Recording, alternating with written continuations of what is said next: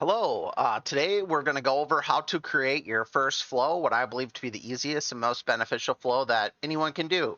Simple customer service link to a Microsoft Forms that then gets posted into Teams and reported in an Excel spreadsheet in SharePoint.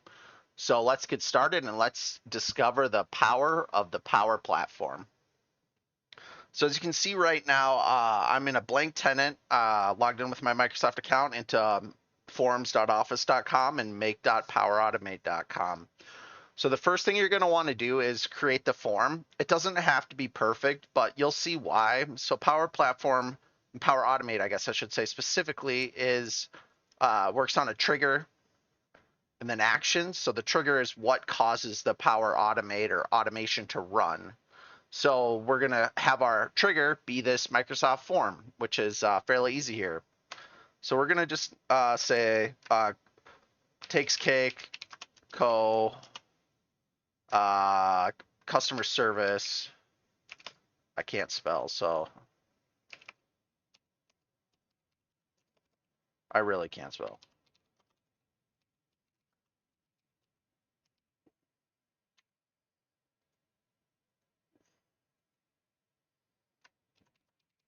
So I'm kind of going through this as we go, and we'll stumble through this together a little bit here. We'll say your full name, email address, are you a new customer, and I think that's all we'll need. So this is kind of cool, and this has gotten a lot better over time, especially since Microsoft and OpenAI have gotten together these kind of AI selections for you. We could select different things. In this case, I'm just going to keep it simple. And so this is where you would want to change it to anyone can respond, because this is going to go externally, possibly in a email. There's a whole bunch of different things here too. You can get embedded, just a link. We'll just keep it like that for now. So now that we changed that, we will be done, I believe here. I don't know why it's not adding these. Oh, there we go. Add selected. So are you a new customer? Maybe we want that to go up a little bit. And if they're a new customer, we won't go too much into that, but you could do different things off this. So we'll say the only thing that's required in this case is going to be their email address. And this is only because we want to track that. So now that we have kind of some defaults in there, there is a net promoter score. So how likely are you to recommend us to a friend or colleague? Sure, we'll just leave it at that for now. NPS, I'm not too familiar with like exactly how this metric is, but it's a 0 through 10 metric used in a lot of different companies to kind of judge like how well they're doing. There's probably some super algorithm or whatever that goes into exactly what these numbers mean. You can kind of use whatever you want. I think most people would say a 7 and below is bad, and 0 through 4 is really bad. So you can create flows off of this score that do different things. So let's be done there. So now we're gonna do the rest here in Power Automate. So we have everything in that. So now we'll go to My Flows. Let's create a new flow, and this will be, we could even describe it. We'll try this. So when a form is submitted, post in Teams and log to Excel file. Log to SharePoint Excel file. Post for, see, this isn't exactly what I want. There we go. That's exactly what we want, actually. So we'll see what it looks like. I don't necessarily love doing this, but to get started, this AI editor is really helpful, especially for non-technical people, because it kind of forces you to do things. Otherwise, it won't work. And we could jump through each of these steps if we want to. So this is where I'm not exactly sure. I don't have a file created yet, so we're probably going to have to create a file.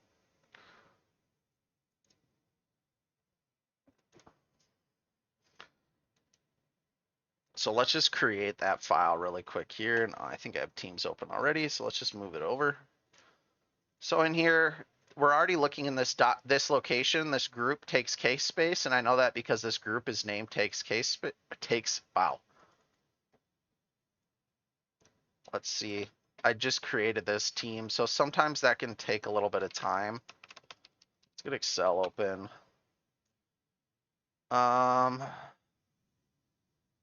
So we'll just leave it blank for now, or do we need a table here? We do. So we're gonna do a quick table, just like this. Insert table. My table doesn't have headers. And we're just gonna delete this last line. I guess we probably could have left that out. Okay, so this will be email, name.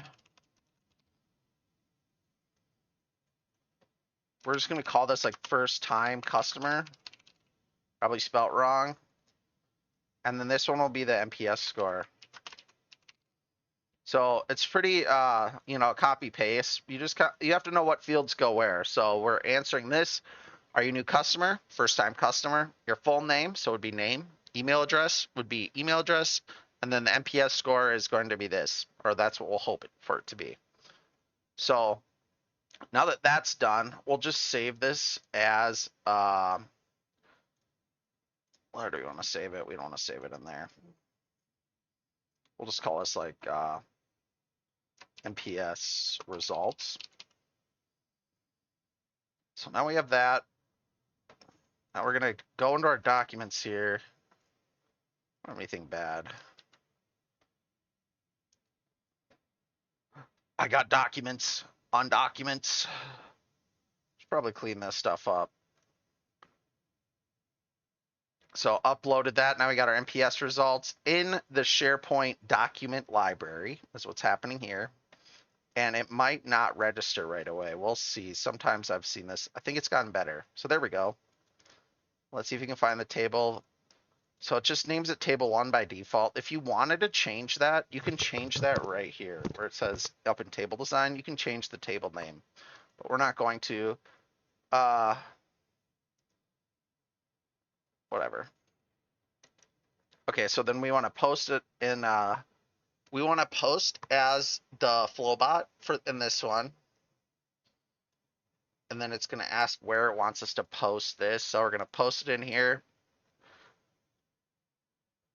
And I might change this later, but I'm just going to say new NPS.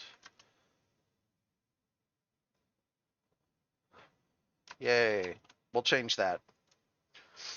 Okay. So here's the new Copilot editor. I like how it lays it out. I don't really like the format though, so how do I get out of this? I don't want to be in Copilot. Yeah, see, this is what I've been seeing with this too. For some reason, when you switch, it doesn't.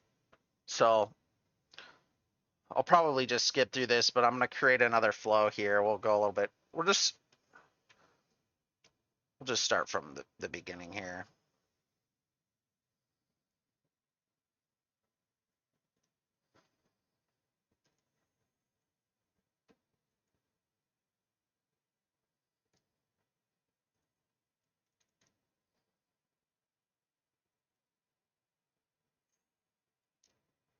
Sorry. NPS score. So we're actually just going to build it manually. I don't know why that Copilot editor is like that. It's new, obviously.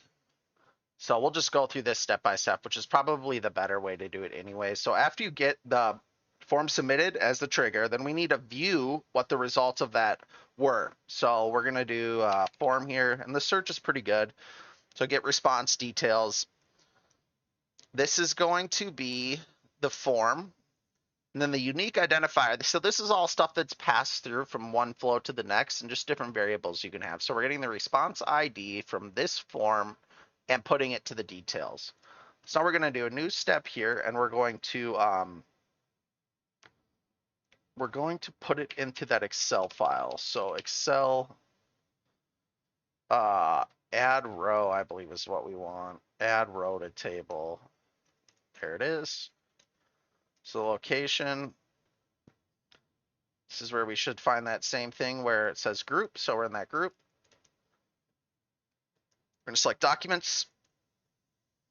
So this is just a manual way to go through it. This is how I've always done it, but I do see a lot of benefit, especially as you're getting started out, to create a flow from that AI editor. So now we have all those fields in that table here. So the email is going to be the email address. The name is going to be the full name. The first time customer will be are you a new customer? And then the NPS score will be the, or was it, how likely are you to recommend us?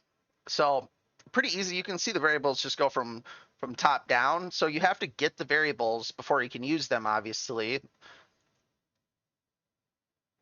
And then now we're going to post a message. Now we could use an adaptive card, but that I think deserves its own video. So we'll just say in a channel. Then we're going to add the team ID, which will be takes cake space. And you can see all that from the teams like I showed you. So this is the main space. And this one I only have one team that I'm a part of, but you would have access to all the teams that the user you're logged into has access to in Microsoft Teams. So we'll just format this. So we'll say new NPS score. Let's see here. From, and this is where, because we know there will always be the email address, we're going to use email here. And then we're going to say new from email and then the score.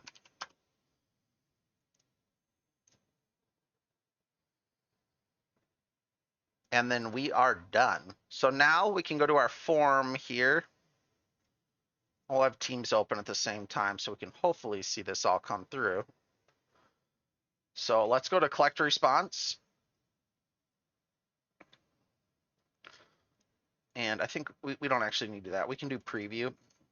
And this should get us to, so are you a new customer? Yes. We'll say we're YouTube viewer.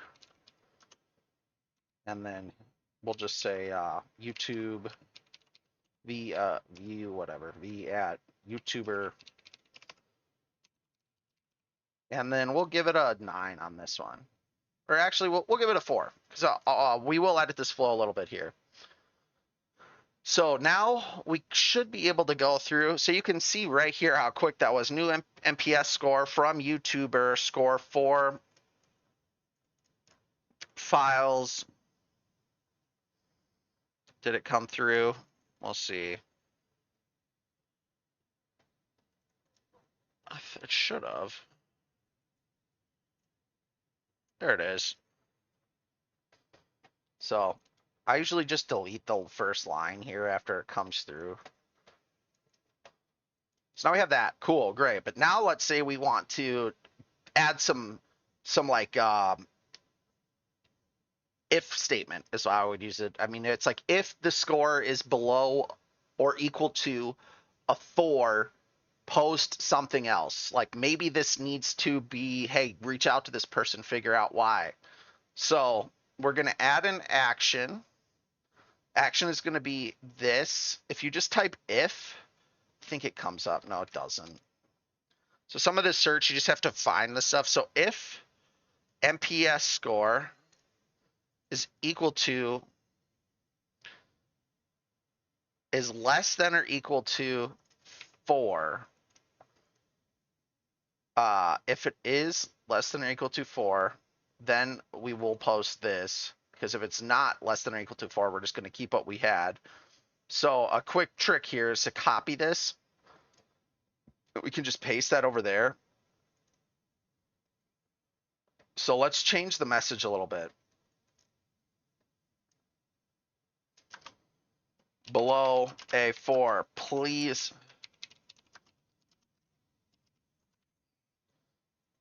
So now we'll see if we can save this. See how those variables are blanked out. This is just kind of the, so this, that's all great, right? We did that, but one thing is testing it. How do we test it? You know, we ran it once. We don't have to fill out the form every time. Well, that's where what I did last time will really help us. So after you run a flow once, you get this awesome option. It's really helpful when you're debugging or troubleshooting. So let's go back here. Go away. No, go back to posts. And we are going to go up here. So like I said, we're trying to test, sorry. But now we ran it once, we can run it automatically with a flow that's already ran. So as long as we've run it once, we can run it again. So we'll do that here. And now what we should expect, oh, so it failed. So great, this is actually super helpful. So unable to process the template languages for action condition at line 0. The template function less than or equal to compares two parameters of matching types, but the function was invoked of type string that do not match. So it's saying that this is a string. So we want to say is less than or equal to 4. Let's see if we can get, we're just going to grab this now from up here because I believe it should be an integer at this point. We'll find out. So an integer is just a number instead of a, you know, like quotes is how I would think of it. I'm trying to keep this very citizen dev. So I'm sorry for not really going too deep into this, but I hope to create more videos. That's the point. Kind of go from, you know, a citizen developer to a pro dev, or even just somebody who likes this. So it is still failing. So then we're going to go a little bit into the pro dev spot here. So we're going to take this. We're going to say expressions. So we're going to look for an integer, and we're going to just convert this. And this is what I like to do because I'm lazy, is just paste that in there. We'll see if this actually works. No, it didn't work. So then I believe we can go into dynamic content now. Let's say how likely are you to recommend us. So we want to convert that to an integer, and we always know it will be. If it isn't always going to be, you could run into some trouble, you know, with debugging this, but now I believe it should run. We'll find out here. And then remember, we're trying to see, because it was less than or equal to a 4,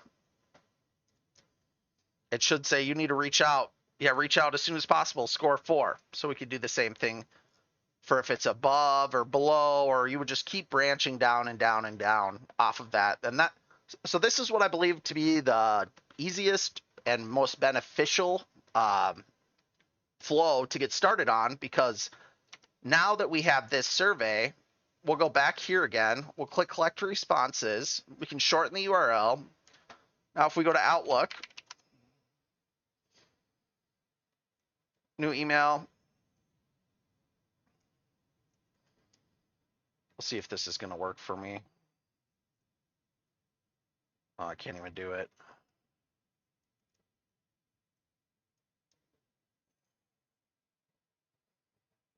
Maybe we can reply.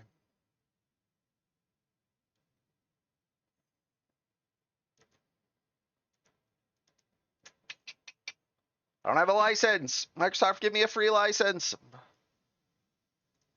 All right, so let's go to portal.office.com.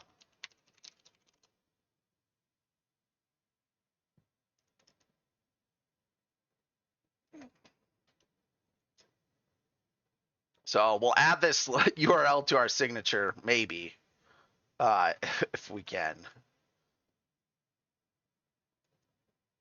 Signature. So we'll just say, so you just say new signature, and you could add this a whole bunch of different ways. We'll just call this our default signature. Like, he forces his company policy. So I'll say, how did we do today?